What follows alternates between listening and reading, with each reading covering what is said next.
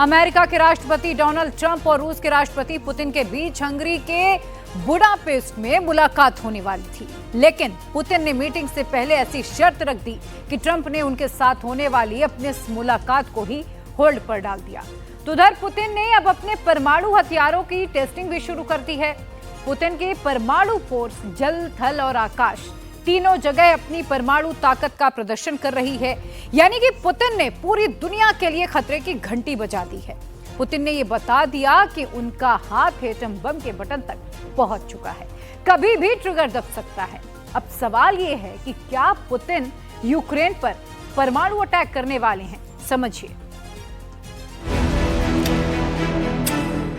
ये पुतिन का nuclear triad है, यानी पुतिन की परमाणु फोर्स का शक्ति प्रदर्शन। ये 3 तस्वीरें पूरी दुनिया को डरा रही है। पुतिन ने पूरी दुनिया को मैसेज दे दिया है कि अब रूस परमाणु युद्ध के लिए पूरी तरह से तैयार है। जमीन से, समंदर से और आसमान से हर जगह से एटम बम बरसाने का टेस्ट कर लिया है। तो क्या पुतिन ने अब यूक्रेन पर परमाणु बम गिराने का मन बना लिया है? रूस के परमाणु फोर्स के शक्ति प्रदर्शन से यूरोप और अमेरिका में क्यों हाहाकार मचा हुआ है?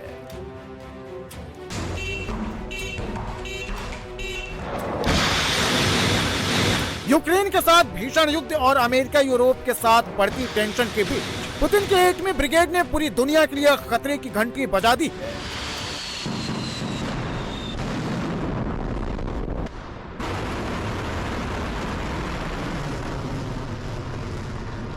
Добрый день, уважаемые товарищи. नमस्कार साथियों, आज हमारे पास एक निर्धारित, मैं इस पर जोर देना चाहता हूं, निर्धारित परमाणु शक्ति नियंत्रण अभ्यास है, जैसा कि रक्षा मंत्री ने अभी बताया। चलिए काम शुरू करते हैं। पुतिन के डायरेक्शन पर रूस ने अपने एटमी ताकत का खुला प्रदर्शन शुरू कर दिया है। यह रूस का यार्स इंटरकॉन्टिनेंटल बैलिस्टिक मिसाइल है, जो करीब 30,000 किलोमीटर प्रति घंटा की रफ्तार से ट्रेवल करती है। 11 से 12,000 किलोमीटर तक इसकी रेंज है और एक साथ 4 से 10 वॉरहेड को ले जा सकती है और अलग अलग टारगेट हिट कर सकती है। यानी इस मिसाइल की रेंज में यूरोप, अमेरिका सब है।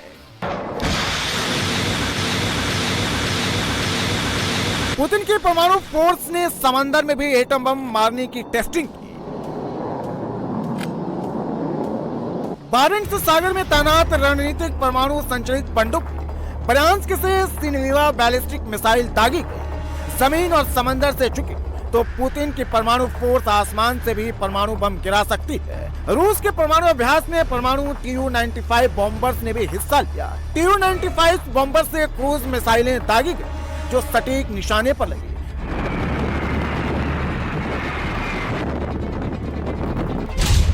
Tu-95 को नाटो बेयर भी कहता है। यह दुनिया का सबसे तेज टर्बो प्रॉप विमान है, जिसकी स्पीड 925 किलोमीटर प्रति घंटा तक है।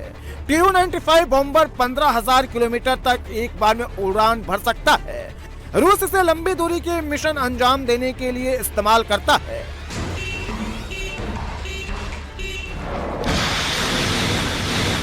रूस की तीनों सेनाओं ने एक साथ न्यूक्लियर ड्रिल करके दुनिया को बड़ा मैसेज दिया है, खासतौर से अमेरिका, यूरोप और यूक्रेन को। पुतिन ने बता दिया कि परमाणु युद्ध हुआ तो रूस जल, थल और आकाश हर जगह से मौत बरसा सकता है। माना जा रहा है कि पुतिन की ये न्यूक्लियर हथियारों की ड्रिल उन नाटो देशों को चुनौती है, जिन्होंने हाल ही में नीदरलैंड के अंदर न्यूक्लियर एक्सरसाइज करके रूस को धमकाने की कोशिश की। सवाल यह है कि क्या पुतिन अब नाटो के साथ परमाणु युद्ध करने के लिए तैयार है? क्या पुतिन को यकीन हो गया है कि बिना एटमी जंग के काम नहीं चलेगा? क्या पुतिन के एटमी प्लान को देखकर ट्रंप ने उनके साथ होने वाली मीटिंग कैंसिल कर दी है? पुतिन की सेना इस समय यूक्रेन में आग बरसा रही है। पिछले 24 घंटे के अंदर रूस ने सिलसिलेवार ढंग से यूक्रेन के कम से कम 8 शहरों को निशाना बनाया है। राजधानी कीव समेत सुमी, खार्किव, चेन्नई और जापोरिजिया में रूसी मिसाइलों और ड्रोनों ने जमकर तबाही मचाई है। यूक्रेन के सुमी में रूस के ड्रोन अटैक की भयानक तस्वीरें सामने आई हैं। रूस के कामिकाजी ड्रोन ने सीधे सुमी में सड़क किनारे खड़ी ट्रक को हिट किया है। पिछले 24 घंटे के अंदर रूसी सेना ने यूक्रेन के कई एनर्जी फैसिलिटी को एयर स्ट्राइक से नेस्तनाबूद कर दिया है। रूस ने यूक्रेन के पूर्वी शहर खार्किव पर भी बड़े पैमाने पर हमला किया है। इस रूसी अटैक से खार्किव में भयंकर तबाही मची है। बच्चों के स्कूल समेत कई रिहायशी बिल्डिंग पूरी तरह से तबाह हो गई है। ये यूक्रेन के चेल्याबिंस्क रीजन की तस्वीरें, जहां रूसी मिसाइल ने कोपियेस्क शहर में भयानक तबाही मचाई है।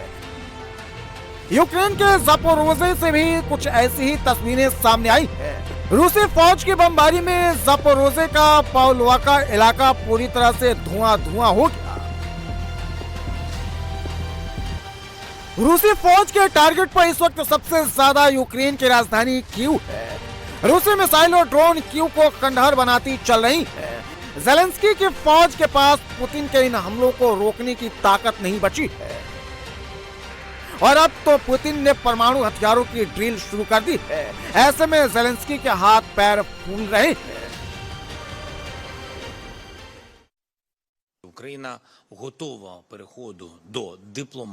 यूक्रेन कूटनीति की ओर बढ़ने को तैयार है।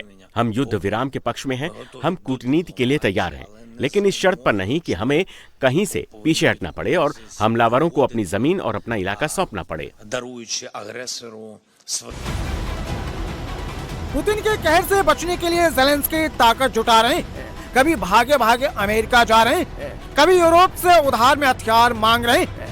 हाल ही में यूक्रेनी राष्ट्रपति ने स्वीडन जाकर करीब 150 advance Gripen E fighter jets की डील की है।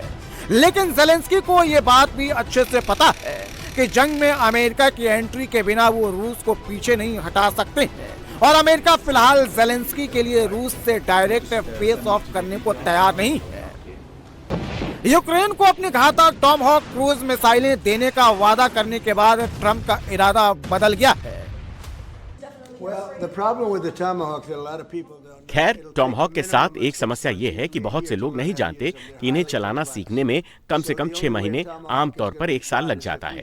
ये बेहद जटिल होते हैं, इसीलिए टॉमहॉक को चलाने का एकमात्र तरीका यही है कि हम इसे खुद चलाएं। हम ऐसा नहीं करने वाले, लेकिन टॉमहॉक के साथ सीखने की एक जबरदस्त प्रक्रिया है। ये एक बहुत शक्तिशाली हथियार है, बहुत सटीक हथियार, और शायद यही इसे इतना जटिल बनाता है। लेकिन इसमें 1 साल लगेगा। इसे चलाना सीखने के लिए 1 साल का गहन प्रशिक्षण चाहिए और हम जानते हैं कि इसका इस्तेमाल कैसे करना है और हम दूसरों को इसे नहीं सिखाएंगे। ये होगा, ये बहुत दूर भविष्य में है।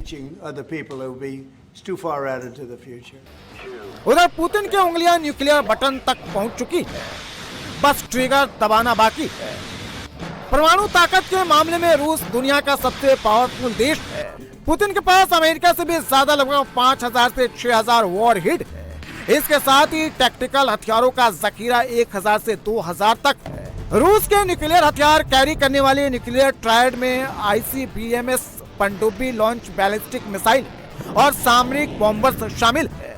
पुतिन का अगला कदम क्या होगा, ट्रंप अब क्या करेंगे, इस पर पूरी दुनिया की नजर है। ट्रंप और पुतिन के बीच हंगरी के बुडापेस्ट में मीटिंग होने वाली थी, लेकिन मीटिंग से पहले रूस ने यूक्रेन के साथ फौरी तौर पर सीज फायर के प्रस्ताव को ठुकरा दिया। पुतिन ने डोनबास पर नियंत्रण की शर्त रख दी, जिसके बाद ट्रंप और पुतिन के बीच बुडापेस्ट में होने वाली मीटिंग फिलहाल होल्ड पर चली गई। No, I don't want to have a wasted meeting. I don't want to have a waste of time, so I'll see what happens. But